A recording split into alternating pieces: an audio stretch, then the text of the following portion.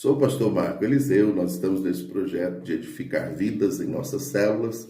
Estamos na revista Fundamento Cristão com o tema O que eles fizeram que nós não podemos fazer.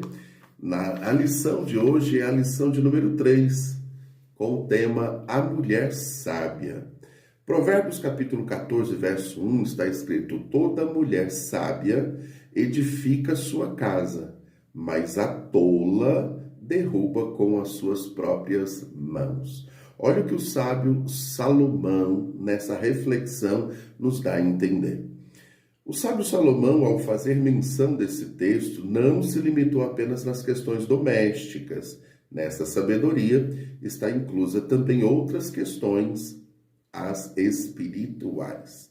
Sem dizer que esse texto não se aplica apenas à mulher, mas também ao homem, que em sua sabedoria também edifica e com a sua tolice também destrói. Nesta lição nós não vamos estar falando apenas sobre a mulher. É claro que vamos usar como personagem duas, Sarah e Susana Wesley. Mas queremos destacar nesta lição a sabedoria e a tolice. A sabedoria edifica, a tolice destrói. E nós, para isso, vamos estar fazendo uso da dinâmica que tem por tema, nessa dinâmica, a sabedoria que edifica.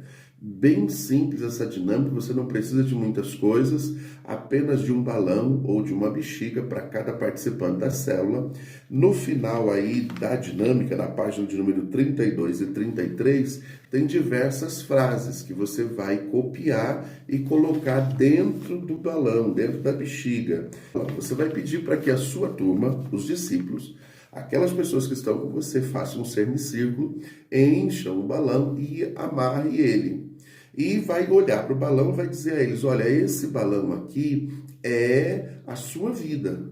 Você deve cuidar bem dela, é a sua vida. Você tem duas opções: ou você guarda para si, você não segura, protege, ou você compartilha ela com pessoas. Olha que interessante, a minha vida muitas vezes está na mão de alguém.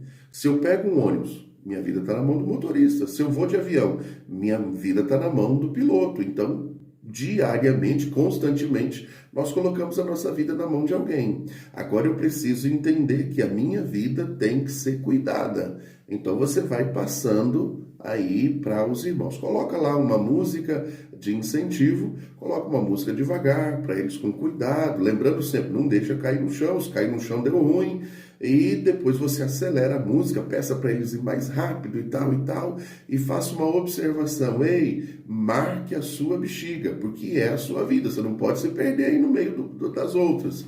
Então marca a sua bexiga aí para que dê tudo certo. E depois, em determinado momento, você vê que eles empolgaram, desliga, peça para eles, cada um, pegar a sua bexiga, porque nós vamos dar conta da nossa vida e não da vida dos outros, e peça para eles sentarem. Sentando, fala para eles compartilhar a experiência que eles teve com isso. Como é que foi você colocar a sua vida na mão de alguém? Como é que foi você observar alguém quase deixar cair a sua vida? Como é que você se sentiu e tal?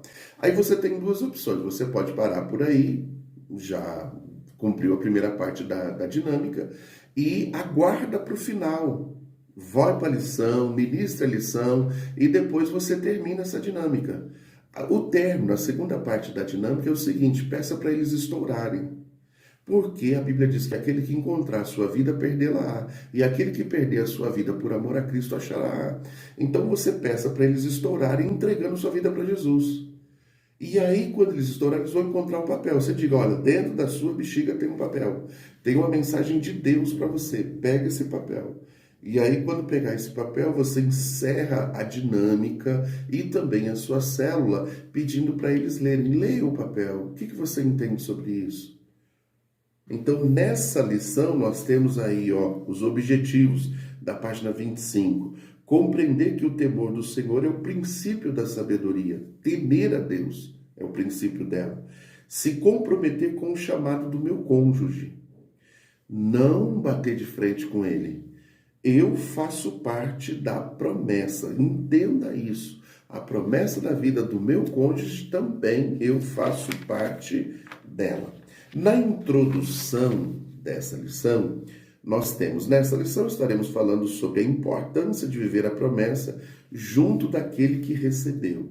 Uma coisa que vemos em muitos lares é que o Eterno faz uma promessa específica para um dos cônjuges ou dos integrantes da família e os outros se sentem ameaçados ou diminuídos por isso, não entendendo que a promessa feita ao esposo inclui a esposa e vice-versa.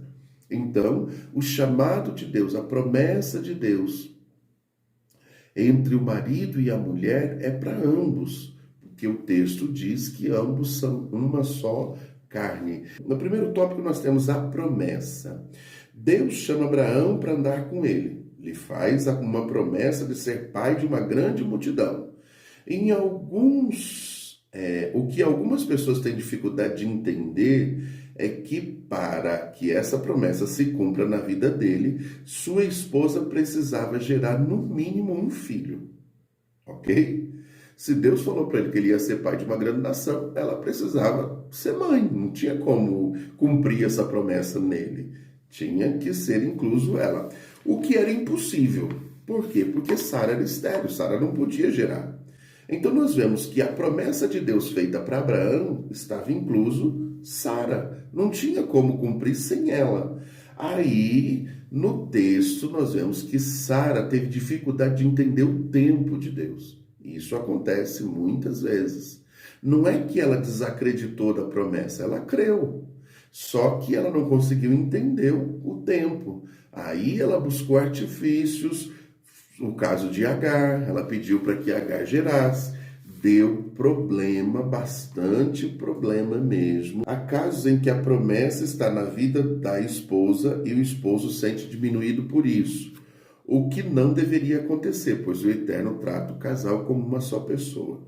Os resultados da promessa na vida dele refletem nela e os dela na vida dele. Não tem como mudar isso. Se Deus fez a promessa para ela, você está incluso. Se Deus fez a promessa para você, ela está inclusa. Lembrando que o maligno, nesse caso de Agar, tentou fazer com que essa promessa não acontecesse. Se você pegar lá em Gênesis capítulo 12, você vai ver que houve uma fome na terra, eles foram para o Egito. Lá no Egito, Faraó se interessou por ela. No mundo espiritual, a gente vê que isso se trata de uma tentativa para não cumprir a promessa de Deus na vida deles. E isso se repete, porque no capítulo 18 de Gênesis, eles vão para Gerar, lá para a terra dos filisteus, e acontece a mesma coisa. E uma vez mais, Deus intervém. Deus intervém nas duas situações. Por quê? Porque tinha uma promessa na vida deles. Um ponto de contato. Você para aqui a lição e pergunta para o seu grupo: como tenho me posicionado em relação às promessas de Deus na vida daquele que está ao meu lado? Pergunta isso para eles, deixa eles refletirem. Não precisa necessariamente responder, porque é uma pergunta aí que gera geralmente conflitos. Então, dá sequência à lição. Segundo tópico, a cumplicidade. Isso aqui é muito legal. Olha que interessante. Sara teve sua participação direta no chamado do seu esposo. Não vemos em momento algum ela disputando com ele um papel de destaque. Ela era sábia e sabia que o seu marido era amigo de Deus. Ser amigo de Deus tem os seus ônus e bônus. Toda pessoa que exerce uma função de destaque em qualquer área da vida passa ou já passou por esse conflito de seu cônjuge ter ou não a mesma vocação. Muitas vezes em aconselhamento a gente chama isso de julgo desigual. Mas olha que interessante. Se o cônjuge é empresário, ela tem que ser. Se ela é doutora, ele tem que ser. É necessário que ambos tenham a mesma formação para que sejam cúmplices? Não. A cumplicidade no casamento se manifesta quando ambos conseguem entender o seu papel na relação. E não a questão da mesma formação. Não precisa ser ou ter a mesma formação ou posição do outro para ser importante. Precisa entender isso. Não é porque ela canta e eu não que eu sou menor. Não é porque eu prego e ela não que eu sou maior. Não é porque ele tem uma formação acadêmica e eu não tenho que eu sou diminuída. Não, não é assim que funciona. Existe uma cumplicidade entre ambos. Cada um no seu papel dá certo. Olha que interessante. Tem grandes homens de sucesso que o papel da esposa é estar ao seu lado, gerando confiança em suas decisões e com a sua graça e sabedoria edificando a casa. De igual forma, existem mulheres que exercem papéis de destaques e que o papel do seu esposo é de suprir as necessidades como mulher e não como gestora. Como gestora ela já tem a formação. Agora, como mulher, não. E às vezes eu vejo muito isso. Pessoas que têm aí um papel de liderança, principalmente a mulher, e sentem falta de serem cuidadas pelo marido, porque o marido acha que pelo fato dela ser gestora, ela já ter tudo uma questão aí de amparo, e não é assim. Um ponto de contato para você interagir com a sua célula. Peça que os casais digam para o outro: eu serei um canal de bênção na sua vida e conte sempre comigo para o que der e vier. Se tiver lá alguns casais, peça para que eles façam isso. Dê um tempo para eles, entendeu? Se não tem casais, tem pessoas, cara, eu vou ser um canal de bênção na minha família. A sabedoria que edifica. Moisés, no Salmo 90, verso 12, pede a Deus para lhe ensinar a contar os dias com o propósito de alcançar um coração sábio, o que nos leva a entender que a sabedoria está diretamente ligada à amplitude da visão. O tolo não consegue enxergar além daquilo que os seus olhos apresentam, mas a sabedoria que edifica o lar não busca apenas os seus interesses, mas está disposto a abrir mão da sua razão para manter a sua casa na direção certa. A tolice que destrói prioriza o egoísmo e tem muita dificuldade de enxergar as oportunidades em meio às dificuldades. Então, o sábio, quando ele vai falar no Salmo 90, ele diz: me ajuda a entender para que eu venha alcançar um coração sábio. Ei, mulher, homem, que Deus te ajude a entender que a sabedoria edifica e a tolice destrói. Nós estaremos falando sobre Susanna Wesley. Esta foi uma mulher que carinhosamente chamada pelo movimento metodista como a mãe do metodismo. Susanna Wesley, olha o que seu filho disse, John Wesley: aprendi mais sobre o cristianismo com a minha mãe do que com todos os teólogos da Inglaterra. Olha que interessante. Quem foi Susanna Wesley? Ela era filha de um pregador, a 24ª na família de 25, nascida no dia 20 de janeiro de 1669, foi casada com o reverendo Samuel Wesley e teve com ele 19 filhos. Para aquela época isso era muito comum, ok? 2 desses 19 foram destaques em todo o mundo.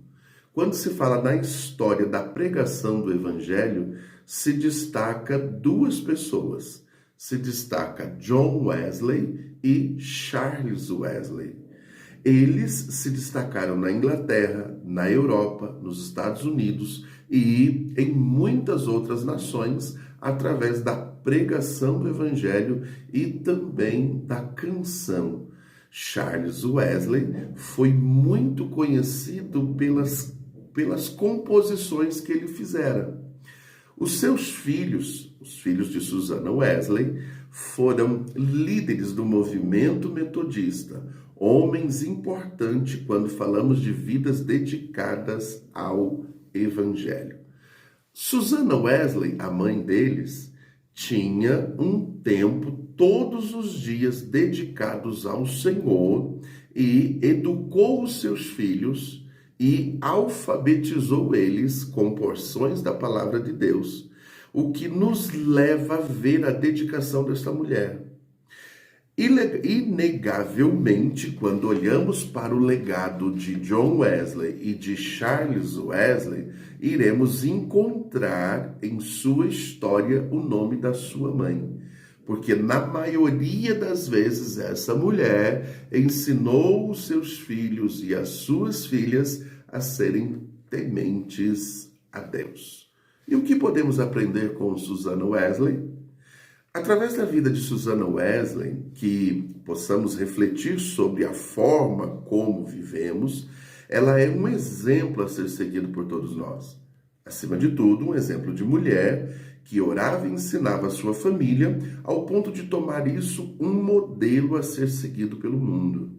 O autor inglês Isaac Taylor diz: Susanna Wesley foi a mãe do metodismo no sentido moral e religioso. Sua coragem, sua submissão à autoridade, a firmeza, a independência e o controle da sua mente e o fervor dos seus sentimentos devocionais e a direção prática dada aos seus filhos brotaram e se repetiram muito visivelmente no caráter, na conduta e do seu filho John Wesley. Poucas mulheres na história possuíam a sensibilidade espiritual e o vigor e a sabedoria que esta mulher teve. Para concluirmos, Susanna considerou sua família como o seu campo missionário, e isso fez alcançar muitas nações através dos seus filhos. O que temos feito com a sabedoria que edifica? Fica aí uma pergunta. O que essas duas mulheres fizeram que nós não podemos fazer? Susanna dedicou a sua vida para formar os seus filhos. Ensinou-lhes a palavra, trouxe a eles uma dedicação tamanha que Deus, ao levantá-los no ministério, trouxe a influência dela e a dedicação dela e o amor dela para com Cristo na vida deles. Esta é a lição de hoje. Amém? Que Deus te abençoe e que nós possamos estar aí sendo canal de Deus em nossas células. Quero orar por você, Pai, no nome de Jesus, abençoa o teu filho que estará ministrando esta lição na sua célula, que o Senhor possa dar graça, sabedoria, unção e poder e autoridade para que o teu nome seja glorificado na vida deste grupo. Pai, nós oramos em nome de Jesus. Amém e amém.